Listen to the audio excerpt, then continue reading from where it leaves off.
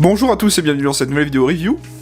Et aujourd'hui, comme vous le voyez à cette boîte, aujourd'hui je vous présente une réplique de chez Snowwolf. Bon, premièrement, je m'excuse, je fais une petite crève, j'ai un peu une voix un petit peu enrouée. Comme vous l'avez vu lors d'un unboxing, j'ai reçu un Oga 1 de chez Snowwolf, et c'est la réplique que je vais commencer aujourd'hui. Donc pour la boîte, on a une boîte rouge avec l'inscription Snowwolf et le logo Snowwolf ici. À l'intérieur, on trouve le manuel en français, en format papier, un rappel à la loi en français de Airsoft Entrepôt, un couvercle en mousse, et voici l'intérieur. Alors, on a différentes choses. Pour commencer, on a la réplique du Hog A1, on va y revenir après. Ici, on a un capuchon de sécurité, un échantillon de billes, et un chargeur iCap de 330 billes en polymère. Bon, on va sortir la réplique, et voici donc la réplique du jour, le Hog A1 de chez Snowwolf, plus précisément le SW020. Eh bien, ça faisait un petit moment que j'avais pas fait un Hog sur cette chaîne, la dernière fois ça remonte au Hog A3 Tokyo Marui Icycle. J'avais vu que sur Airsoft Entrepôt ils avaient rentré des Hog récemment, je me suis dit que ça serait sympa d'en prendre un Hog et ça changerait un petit peu de ce qu'on voit d'habitude sur la chaîne, et au moins ça fait un peu de variété. Le Hog A1 c'est une arme réelle, comme vous en doutez, et on va commencer par l'historique de l'arme réelle justement. Le Steyr Hog est un fusil d'assaut autrichien de type bullpup de calibre 5,56 autant. Il peut basculer entre les modes de tir coup par coup et rafale continue de façon simple et rapide, ce qui est un avantage pour un fusil d'assaut. Le Steyr Hog est avec le FAMAS français l'un des premiers fusils d'assaut de type bullpup à avoir été massivement adopté par une force armée. Cette configuration lui permet de rester compact sans pour autant sacrifier la longueur du canon, la maniabilité et la précision restant optimales. Autre particularité, le sélecteur de tir est incorporé à la queue de détente. Pour que l'utilisateur puisse tirer en mode automatique, il lui suffit d'appuyer plus fortement sur la détente. Ce principe permet d'être beaucoup plus rapide pour adapter l'usage de l'arme du mode semi-automatique en mode automatique. Il existe à ce jour plusieurs versions du Hog, le Hog A1, le Hog A2, le Hog A3, le Hog Para ou SMG, le Hog P, le Hog H-Bar et le Hog Sniper. Snowwolf est maintenant connu dans le milieu de l'airsoft, proposant une gamme de plus en plus large de répliques. Les produits Snowwolf ont gagné la confiance des joueurs grâce à leur bonne qualité, leur prix abordable et leur facilité de modification. Snowwolf nous propose ici un Hog A1, un fusil d'assaut au look original disposant de bonnes finitions.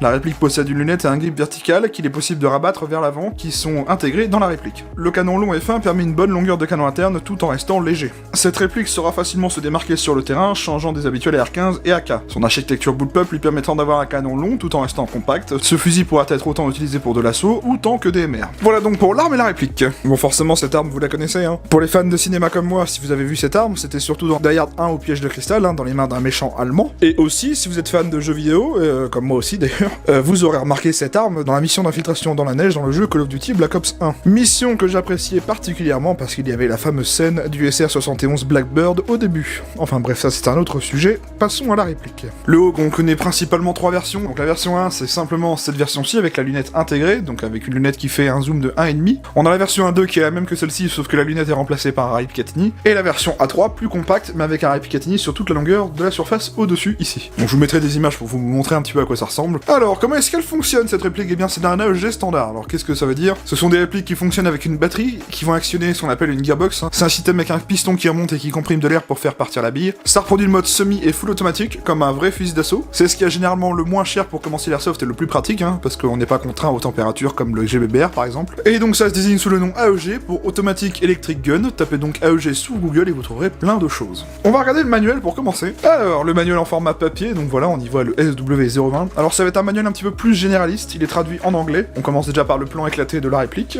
en fonction des différents modèles qu'on a. Là, on a quelques schémas pour nous apprendre la sécurité et l'insertion de la batterie. Alors on voit bien que c'est même pas la Hog 1, c'est la Hog A3 là pour le coup. Comment mettre la batterie, enfin c'est très basique. Comment démonter le canon rapidement, enfin on va y venir après, de toute façon il y a des choses à voir. Et on a même une photo d'une gearbox. Bon, en soi c'est pas le meilleur des manuels que j'ai vu parce que on apprend pas grand chose, en plus c'est plutôt généraliste, il y a aucune traduction, c'est juste des schémas. Mais au moins ils ont le mérite de mettre quelque chose avec des petits schémas pour qu'on puisse comprendre quand même. Bon, on va regarder cette réplique de près. Alors cette réplique n'a pas de marquage parce qu'on n'a aucune licence. On va avoir un petit marquage par-ci par-là, mais c'est très succinct. Alors déjà sur le flanc gauche, on a absolument rien à part ici, je sais pas si on va bien le voir, un fantastique Made in China, donc ça ils auraient peut-être pu l'éviter, mais bon tant pis. Sur la lunette intégrée, on a des petits marquages. Les réglages sont complètement factices, on pourra pas régler la lunette, c'est juste qu'il y a les marquages, mais au moins ils les ont mis. On a typiquement rien en dessous de la réplique, rien du côté gauche non plus, à part une étiquette qu'on peut virer bien évidemment. Et par contre, j'ai remarqué qu'on a un marquage ici sous le canon, gravé s'il vous plaît, voilà, un numéro de série. Ça c'est les seuls marquages qu'on trouve sur la réplique entre guillemets. Et donc on a aussi des marquages sur les chargeurs, donc les chargeurs gaufrés type Hog, voilà, donc 10, 20, 30. Donc ça c'est la capacité réelle du vrai chargeur. Voilà, donc rien sous le talon, et puis c'est un iCap, tout ce qu'il y a de plus simple. Bon, en soi, il y a vraiment aucun marquage sur cette réplique, il y a aucune licence, Snowwolf n'a pas les licences de toute façon. Comme je le dis à chaque fois, limite c'est mieux de ne rien avoir plutôt que de mettre des trucs non réalistes. Au moins ça reste entre guillemets sobre, donc voilà. Alors au niveau des contrôles, ça reste un Hogue, on en a vu un sur cette chaîne. Typiquement ça se ressemble, donc vous allez voir que le Hogue est de base étudié pour être très ambidextre. On va commencer par la sécurité. Alors la sécurité sur cette réplique elle est un petit peu spéciale. On va la trouver ici avec ce gros bouton qui va dépasser d'un côté ou de l'autre. Donc il est ambidextre, on le retrouve aussi bien à droite comme à gauche. Et donc elle se fait en 3 parties, en tout cas sur la réplique. On va avoir 3 crans, donc le premier cran c'est la sécurité, il bloque la queue détente. On va avoir un cran à la moitié comme ceci, donc là on va aller uniquement en semi. Et le dernier cran complètement à gauche, là on va avoir le semi et full. Pourquoi le semi et full? Parce qu'en fait, le Hogue a un système de queue détente un petit peu particulier, c'est-à-dire que sur le vrai Hogue, on a un système qui nous permet de pouvoir passer du mode semi au mode full juste en pressant la queue détente, sans avoir à remanier un sélecteur de tir. Sur la vraie Hogue, vous avez un premier cran qui vous fait que du semi, donc comme ceci, et si on appuie complètement à fond sur la queue détente, on passera au mode full. Je vous montrerai ça tout à l'heure dans la review, parce que oui, la réplique a bien reproduit ce système aussi. Donc là, sur la réplique, ils ont permis de mettre un mode semi pour vraiment bloquer que en semi, pour pas avoir à faire l'erreur de passer en full sans faire exprès. Mais voilà, on a bel et bien une sécurité ambidextre et avec un sélecteur de tir un petit peu particulier. Pour éjecter le chargeur, ça se fait à l'arrière, d'ailleurs le chargeur est ici. On a un bouton là, donc aucun problème pour éjecter le chargeur, ni pour l'insérer, ça se passe très bien. D'ailleurs le chargeur tombe tout seul. Voilà, donc là-dessus, rien à dire, c'est accessible à gauche comme à droite. On a des attaches-angles, donc un à l'arrière ici, sous forme d'anneau métallique, et un à l'avant, juste devant la lunette, au-dessus du canon, là, voilà. À l'arrière, on pourra intervertir l'attache-angle du côté gauche, vers le côté droit, juste en changeant la goupille. Vous l'aurez remarqué, on a une poignée intégrée sur cette réplique, donc cette poignée, elle est toute simple. Soit on la laisse en position verticale pour pouvoir prendre la réplique en main, soit on la rabat comme ceci, vers le canon. Donc pour la déplier, c'est pas compliqué, on tire vers l'extérieur, et on rabat vers le bas. Vous voyez, on a un cran de verrouillage, hop. Comme je vous le disais, on a la version 1 avec une lunette intégrée à la réplique. Alors cette lunette, elle est fonctionnelle, y a pas de problème, mais elle n'est pas réglable. Elle va zoomer constamment x 1,5, donc 1,5 de zoom, donc ça vous permettra d'avoir un meilleur aperçu de votre cible. Je vous ferai une photo avec le téléphone pour vous montrer comment ça donne à l'intérieur au niveau du réticule, parce que là c'est un peu compliqué à vous montrer comme ça, mais voilà, je vous afficherai une photo à l'écran. On a un levier d'armement qui est fonctionnel sur cette réplique, il est ici, du côté gauche, on va pouvoir le tirer en arrière et aller le bloquer comme on ferait sur un type MP5 par exemple. Ce levier va nous servir à une chose, ça nous permettra d'aller régler le hop-up juste après. Donc par exemple là je suis du côté droit, si je tire le levier d'armement, vous voyez, ça a ouvert la trappe ici, on pourra régler le hop-up, je vous le montrerai aussi en photo. Autre point important, comme cette réplique est censée être ambidextre, on pourra changer le côté de réglage du hop-up. On a tout simplement une petite bande caoutchouc ici, qu'on pourra retirer et porter du côté droit par exemple, et là quand on tirera le levier d'armement en arrière, voilà, on ouvrira la trappe du côté gauche. Donc ça c'est plutôt sympa pour celui qui est gaucher et qui va régler son hop-up plus facilement. Et pour finir, on a un pas de vis 14 mm CCW sur la réplique, il va juste falloir retirer la petite vis de sécurité ici, et on pourra dévisser le cache-flamme, et donc on accédera bel et bien à un pas de vis 14 mm CCW. Et voilà pour les contrôles standards de la réplique. Bon, ça reste un Hogue, tout ce qu'il y a de plus simple, c'est assez basique. Quand on connaît la réplique, ça se passe très bien. Pour le réglage du hop-up, comme je l'ai expliqué tout à l'heure, on tire le levier d'armement, on le verrouille, et donc juste ici, je vous ferai une photo, mais voilà, à ce niveau-là, on a une bague de réglage du hop-up. Donc ça, c'est très bien, parce qu'il est réglable en pleine partie, aucun démontage à faire, très accessible, donc très bon point à ce niveau-là. Au niveau insertion de batterie, ça va se faire dans la crosse, ici, donc on va retirer la plaque de couche en caoutchouc, donc c'est pas compliqué, on tire tout simplement dessus, voilà, comme ceci, et donc là, on va y trouver une fiche Tamiya Mini, donc voilà. En soi, ça se fait ici, dans cette partie vide, mais il va pas falloir avoir une batterie trop longue. Par exemple celle-ci, elle ne rentrera pas en longueur comme vous le voyez, donc il va falloir trouver une batterie plus courte. Moi je vous conseillerais les petites batteries de chez Airsoft Entrepôt, ils ont des petites 7.4 lipo qui sont vraiment pas très grandes, et elles rentrent parfaitement dedans. Donc si ça vous intéresse avec cette réplique, je vous mettrai le lien de la batterie en description bien sûr, mais voilà, il va falloir vous trouver une batterie pas spécialement longue. Bien sûr, on va pas y mettre une 11.1 d'origine, parce que c'est pas une réplique dite Ready 11.1, et nous on va y mettre une batterie pour faire le test de tir à vide. Donc là je me suis mis en mode semi, donc on a que le mode semi, donc ça part d'ici à là, donc on a un système de tringlerie à l'ancienne, aucun micro switch là-dedans, que du switch mécanique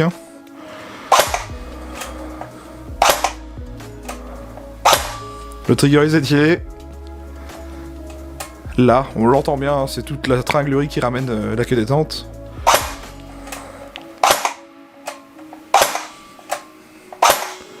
Ok, en full. Donc le full, je vous l'ai expliqué tout à l'heure, c'est avec un système de queue détente un peu spécial. Donc là, premier cran, on a le semi. Voilà, donc on a le semi au premier cran. Et si j'appuie à fond sur la queue détente, j'aurai le full.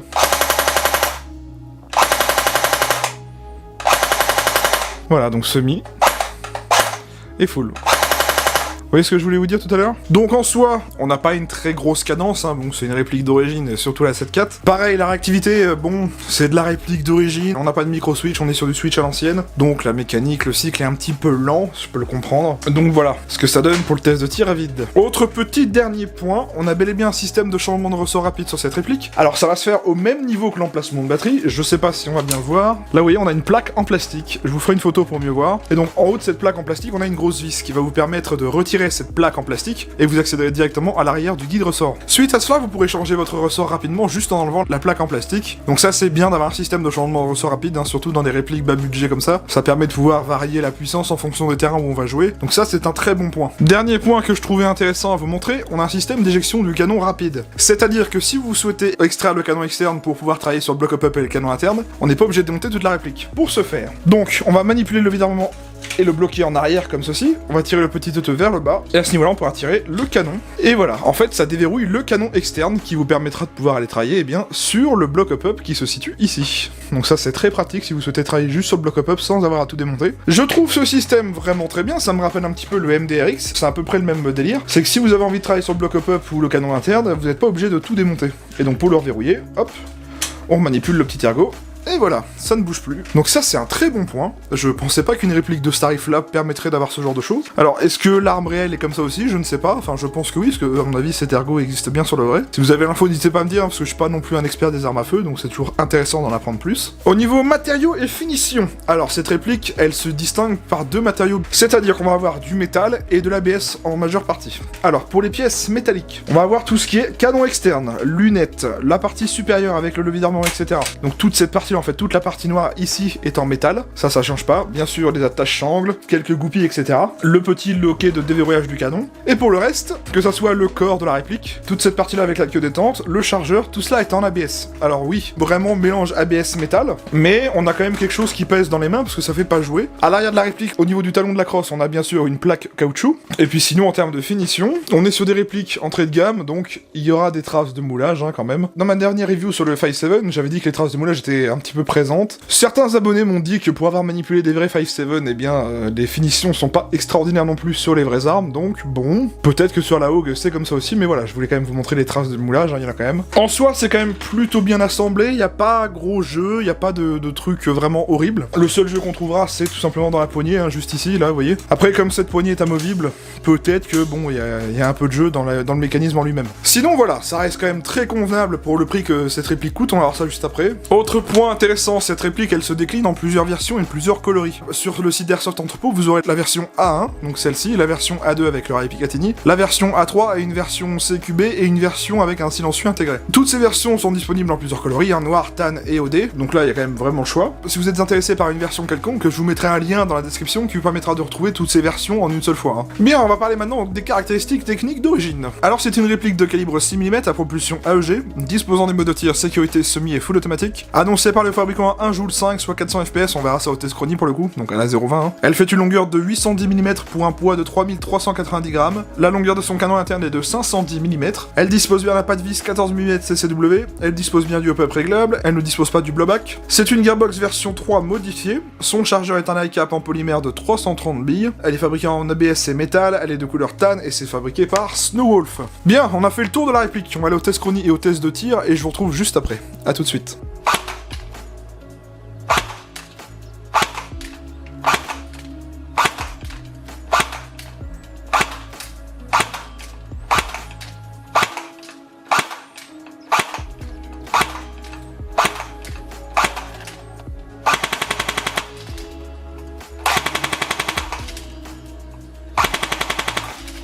À peu près 12 millisecondes. Le Sterog A1 Snowwolf.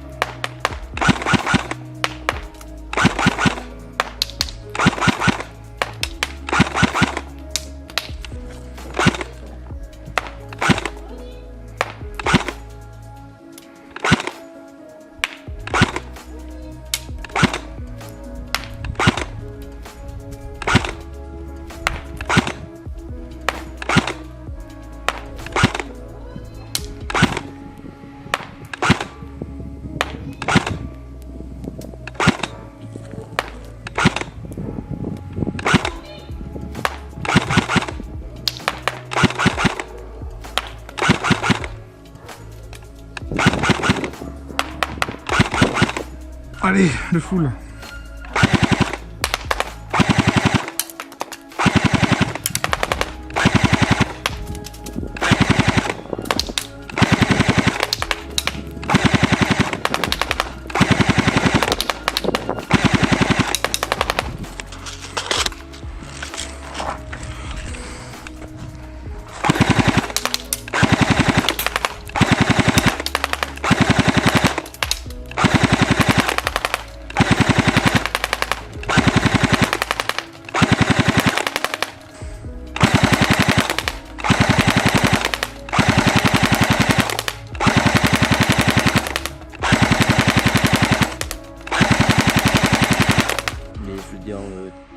En partie, t'as pas le temps de te concentrer autant. Bah si, sur un terrain forêt au pire. Ouais, voilà. Quand tu cherches tes cibles. Mais on sait cuber ça, ouais non.